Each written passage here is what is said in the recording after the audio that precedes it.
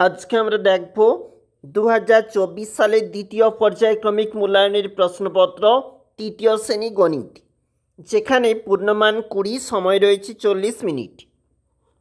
যেখানে প্রথমে পরীক্ষার্থীর নাম, বিদ্যালয়ের নাম, রোল নাম্বার, জেলা এগুলো তোমাদেরকে ফিল আপ করতে হবে।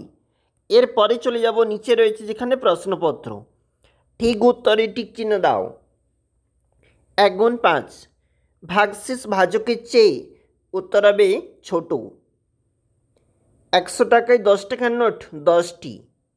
এবারে যে চিত্র বলেছে সেই চিত্রটিতে কটি সরলরেখা বলেছে তোমরা দেখতে পাচ্ছ 1 2 3 4 5 6 6টি রয়েছে। ত্রিভুজের 3টি কোণ থাকে।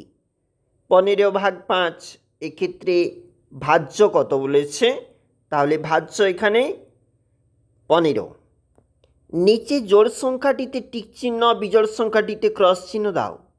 দেখো জোড় সংখ্যা কোনটা রয়েছে, তাহলে টিক চিহ্ন জোড় সংখ্যা এবং বিজোড় সংখ্যা তোমরা অবশ্যই দিবে। এটা 8 20 50 এগুলো জোড় সংখ্যা।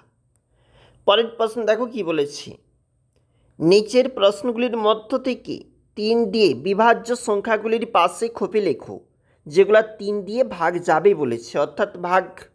দেখো 45 3 দ্বারা বিভাজ্য, 69 3 দ্বারা বিভাজ্য, এইটা হচ্ছে 3 দ্বারা বিভাজ্য।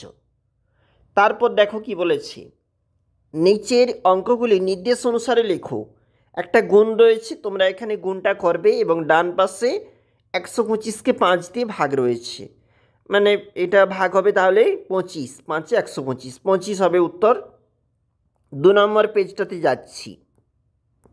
দেখো এটা হচ্ছে কিন্তু 2 নম্বর পেজ। একটি বক্ররেখা আঁকো। 1 নম্বর, তোমাকে একটা বক্ররেখা এখানে আঁকতে হবে। এরপরে অঙ্কের ভাষায় সমাধান করো দুটি। দিদিমণি ক্লাসে 285টি খাতা নিয়ে এলেন, প্রত্যেককে 7টি করে খাতা দিলেন। কতজন খাতা দিলেন, কতজনকে খাতা দিলেন এবং কতগুলো খাতা দিদিমণির কাছে থাকলো, মানে এটা ভাগ করতে হবে। এরপরেরটা দেখো, একটি গাছে 112টি টগর ফুল ফুটেছে। প্রতি গাছে সমসংখ্যক ফুল ফুটে থাকলে এরকম 3টি গাছে কতগুলি টগর ফুল ফুটেছে, মানে একটি গাছে 112টি, প্রতি গাছে সমসংখ্যক, তাহলে 3টি গাছ এখানে গুণ হবে। এরপরে দেখো, সুদীপ বিনার স্কুলে যেতে 20 মিনিট সময় লাগে।